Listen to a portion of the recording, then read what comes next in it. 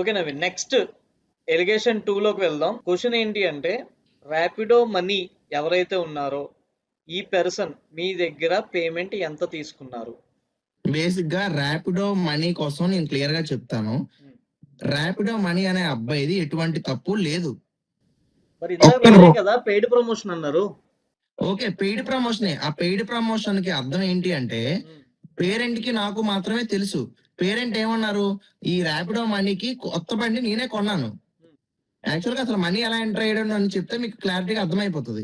Parent కి నేనేం చెప్పాను, లైక్ ఒక మనం పెయిడ్ ప్రమోషన్ చేపిద్దాము. ఆ పెయిడ్ ప్రమోషన్ ఏంటి అంటే, ఒక ర్యాపిడో బైక్ పర్సన్ ని పిలుస్తాను, తను ఒక ర్యాపిడో రైడ్ వేసినట్టు యాక్ట్ చేస్తాడు. సో అది కొద్దిగా జనాల్లోకి వెళ్తది, మీ సమస్య అనేది జనాలకు అర్థం అవుతుంది అని చెప్పి అయితే పేరెంట్ కి చెప్పాను. ఆ పెయిడ్ ప్రమోషన్ అంటే అతను అడిగారు, అంటే మనం ఏమైనా డబ్బులు ఇవ్వాల్సి వస్తుందా అని అడిగారు. మీరు ఎటువంటి డబ్బులు ఇవ్వకండి, నేను చూసుకుంటాను. తర్వాత ఏమైనా అవసరం అయితే నేను చెప్తానే తప్ప మీ నుండి మాకు ఎటువంటి డబ్బులు వద్దు. అది క్లారిటీ. నెక్స్ట్ ఎవరైతే మనీ ఉన్నాడో మనీని వైజాగ్ లో కలిశాను నేను. వైజాగ్ లో కలవగానే, అన్న మీరు చేసే సర్వీస్ నేను చూస్తూ ఉంటాను, మీరంటే నాకు చాలా ఇష్టం. ఒక్కసారి కలిసాను అంటున్నారు కదా, మీరు కాల్ చేశారా, మనీ కాల్ చేశారా? లేదండి, నేనే మెసేజ్ పెట్టాను. ఓకే, నేనే మెసేజ్ పెట్టాను, నేనే కలిశాను. ఎప్పుడైతే నేను మనీని కలిశానో, మనీ ఏంటి కొద్దిగా ఎగ్జైట్మెంట్ అయ్యి, అన్న లైక్ మీరు నాకు తెలుసు, మీ వీడియోస్ చూస్తాను, మీరు చేసే సర్వీస్ నాకు ఇష్టం, మీతో కలిసి వర్క్ చేయాలంటే ఇంకా ఇష్టం. ఎందుకు, ప్రీవియస్ గా నేను చేసిన వర్క్స్ అన్ని చూసి కొంతమంది లైక్ చేస్తారు కాబట్టి అలా లైక్ చేశాడు. సో తను ఎవరైతే ఎగ్జైట్ అయ్యాడో, సో మేము అలాగా ఒక లంచ్ చేయడానికి అయితే బయటికి వెళ్ళాము ఒక హోటల్ కి. సో అక్కడికి వెళ్లే క్రమంలో నేను మాట్లాడాను, మనీ ఏంటి నీ ఫ్యూచర్ గోల్స్ ఏంటి, నువ్వు ఏం చేద్దాం అనుకుంటున్నావు, లైక్ అంటే ఒక యూట్యూబర్ లా ఎదుగుదాం అనుకుంటున్నావా, లేదంటే ఇలా ర్యాపిడో చేస్తూ బ్రతుకుదాం అనుకుంటున్నావా, లేదంటే ఏదైనా ఒక ఉద్యోగం చేసుకుందాం అనుకుంటున్నావా అని అయితే నేను అడిగాను.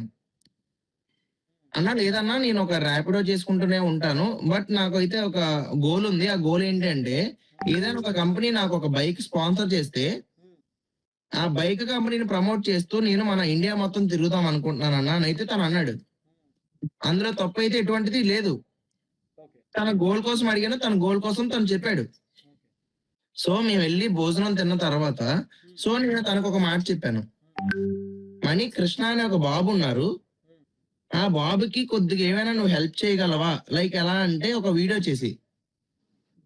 అన్నా మీరు చెప్పడం ఎందుకన్నా, నేను ఆల్రెడీ మీరు చెప్పక ముందే ప్రీవియస్ గా ఆర్యన్స్ అనే బాబుకి మీరు ఇన్వాల్వ్ అవ్వక ముందే, పేరెంట్ కూడా నన్ను అడగక ముందే ఒక వీడియో చేశాను. ఎవరు అడగకుండానే నా మనస్ఫూర్తిగా నేను చేసిన వాడిని, మీరు అన్ని మంచి పనులు చేశారు, మీరు అడిగితే నేను చెయ్యనా?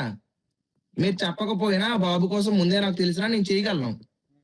సరే మీరు ఎలాగో అడిగారు కాబట్టి ఒక వీడియో కాదు, కావాలంటే బాబుది సమస్య తీరే వరకు నేను ఉంటానని అయితే మనకి చెప్పారు. సో అది ఓకే. లైక్ ఏంటంటే మనకి కొత్త బైక్ లైక్ మనం కొనడం అనేది అదంతా ఇంకా స్టార్ట్ అవ్వలేదు. లైక్ అలా స్క్రిప్ట్ చేయాలి అది కూడా మనకి తెలీదు. తను జెన్యున్ గానే వద్దాం అనుకున్నాడు, తన ప్లాటినా బైక్ మీద తను చేద్దాం అనుకున్నాడు వీడియో. సో ఏదైతే తను నాతో చెప్పాడో, ఇలా నాకు ఇండియా మొత్తం తిరుగుదాం అనుకుంటున్నాను, ఎవరైనా బైక్ ఇస్తే దాన్ని ప్రమోట్ చేస్తూ అని అన్నాడు. ఇమీడియట్ గా నాకు వచ్చిన ఆలోచన ఏంటి, సరే నీకు నేను బైక్ కొంటా, నువ్వు ఆ బైక్ కంపెనీని ప్రమోట్ చేయడం కాకుండా మన బేబీ కృష్ణని ప్రమోట్ చేయి. లైక్ నువ్వు ఒక బైక్, నీకు ఒక కంపెనీ ఇస్తే బైక్ ప్రమోట్ చేస్తే ఆ బైక్ కంపెనీకి లాభం. అదే ఒక బేబీని నువ్వు ప్రమోట్ చేస్తే ఆ బేబీకి నువ్వు ఒక జీవితాన్ని ఇచ్చినట్టు అవుతుంది, ఒక నలుగురికి ఇన్స్పిరేషన్ ఇచ్చినట్టు అవుతుంది, నువ్వు కోరుకునే బండి నీకు వచ్చినట్టు అవుతుంది. ఏదో నువ్వు చేస్తానన్నావు కాబట్టి నేను ఈ బండి నీకు ఇవ్వడం లేదు, నువ్వు చేసే వర్క్ నాకు నచ్చి, లైక్ నువ్వు కష్టపడే విధానం చూసి నేనైతే నీ కొత్త బండి కొంటున్నాను. అలా చెప్పి నా సొంత డబ్బులతో, పేరెంట్ ఇచ్చినవి కాదు, నా సొంత డబ్బులతో పల్సర్ బైక్ అయితే నేను కొన్నాను. సో కొన్న తర్వాత మనమైతే విజయనగరం. మనీకి స్క్రిప్ట్ అనే విషయం అప్పుడు తెలుసా? ఆ స్క్రిప్ట్ అని మనీకి అయితే తెలీదు. లైక్ ఏంటంటే జస్ట్ వెళ్ళి ఒక ర్యాపిడో వీడియో చేయాలని వరకు తెలుసు, అది స్క్రిప్ట్ అక్కడ వరకు తెలుసు. లైక్ ఏంటంటే పేరెంట్ నేను ముందు ఇలా మాట్లాడుకున్నాము, లైక్ ముందు నేను 16 లక్షల రూపాయలు తీసుకున్నాను దేనికోసం, హార్ట్ సర్జరీ కోసం, అవన్నీ మనీకి తెలీదు. నేను దాని గురించి అడగట్లేదు. యాక్చువల్లీ ఇప్పుడు ఏదైతే ర్యాపిడోకి మీరు కొనిచ్చిన బైక్, ఆ తర్వాత దాన్ని అమ్మాలి, ఆ సెంటిమెంట్ అక్కడ క్రియేట్ చేయాలి అన్న విషయం అక్కడ తెలుసా? స్క్రిప్ట్ అని తెలుసా? లేదండి, తప్పు. మనీకి అటువంటిది ఏమీ తెలీదు. బేసిక్ గా నేను బండి ఇచ్చినప్పుడు అది అమ్మాలనే విషయం కూడా నాకు ఒక ఐడియా లేదు. బేసిక్ గా నేను బండి ఎందుకు ఇచ్చాను, ఆ ర్యాపిడో మనీ ఎవరైతే కష్టపడుతున్నాడో మనం కొత్త బండి ఇస్తే మొత్తం లైక్ మన స్టేట్ లోనో లేదా ఇండియాలోనో మొత్తం ఒక తిరుగుతూ ప్రమోట్ చేస్తాడనే ఉద్దేశంతోనే నేను కొన్నాను. ఓకే. కాకపోతే ఇనిషియల్ వీడియో ఏదైతే ఉందో అది ఒక స్క్రిప్ట్ చేద్దామని నేను చెప్పాను.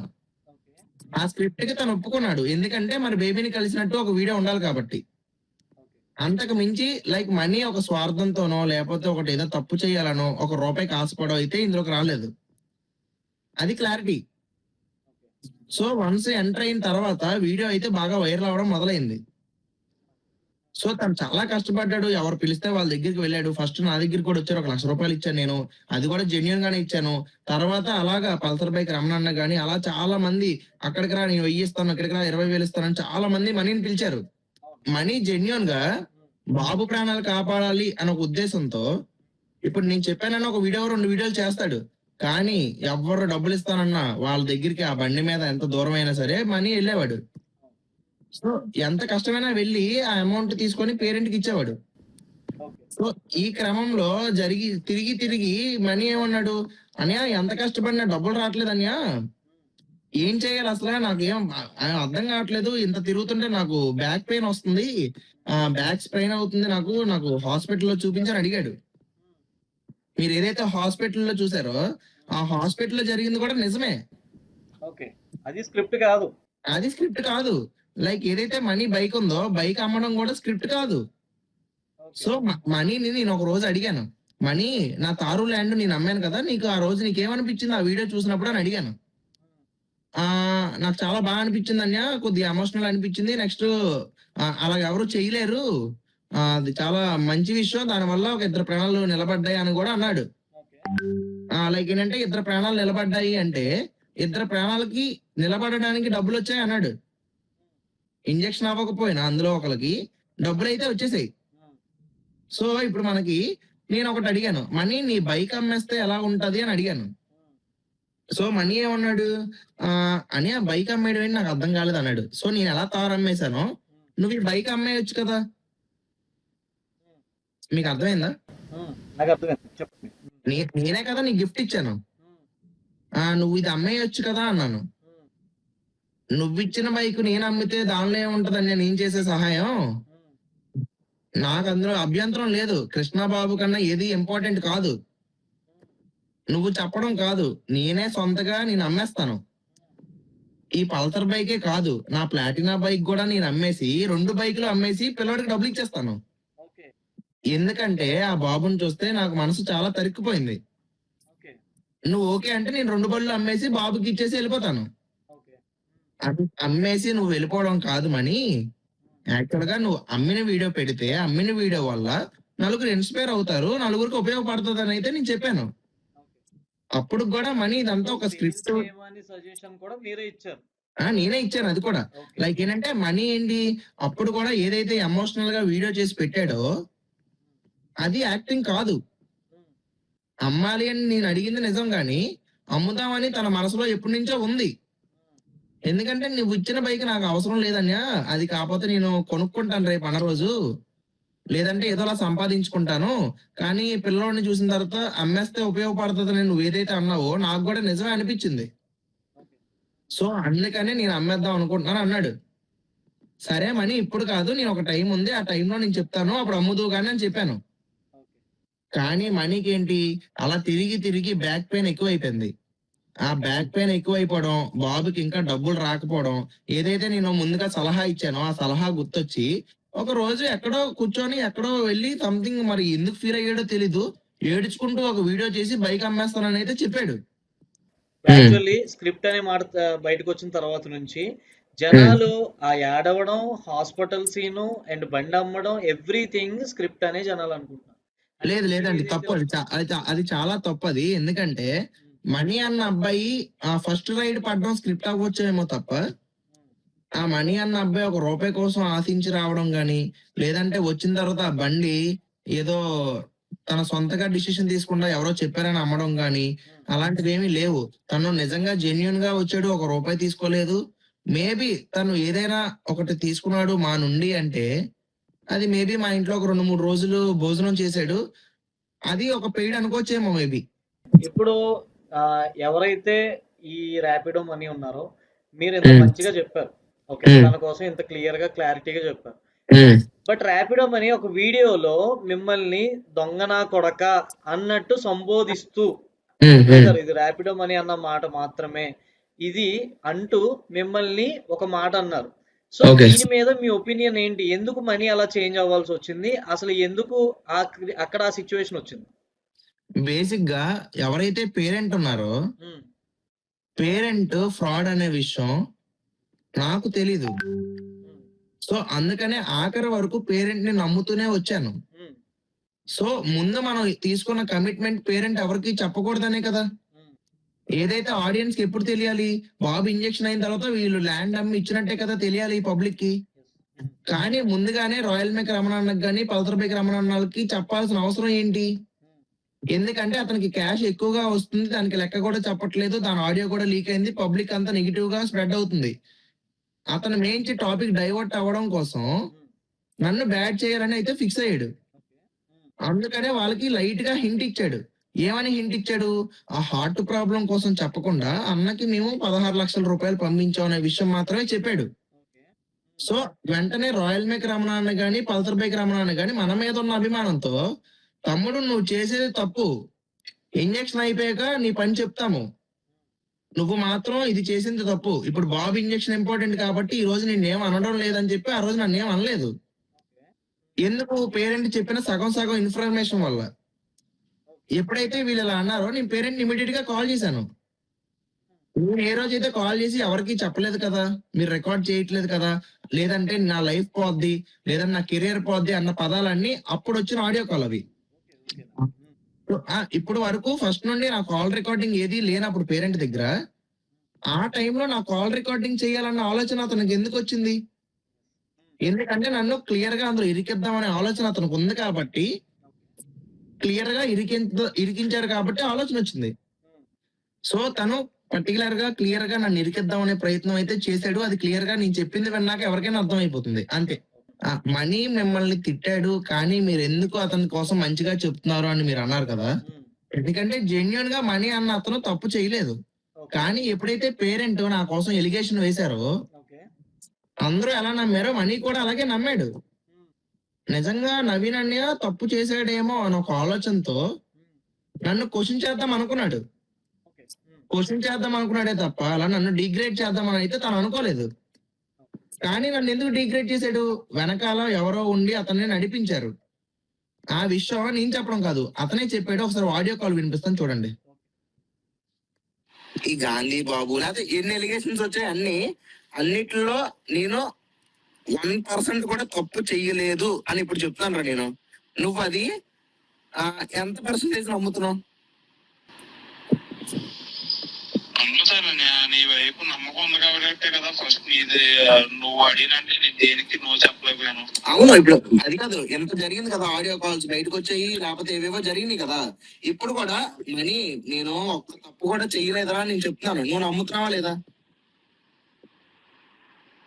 నమ్ముతానని కానీ నీకు అర్థం కాని విషయం ఏంటంటే అని అక్కడున్న జాతకుండా అంతకంటే నేను చెప్పలేను.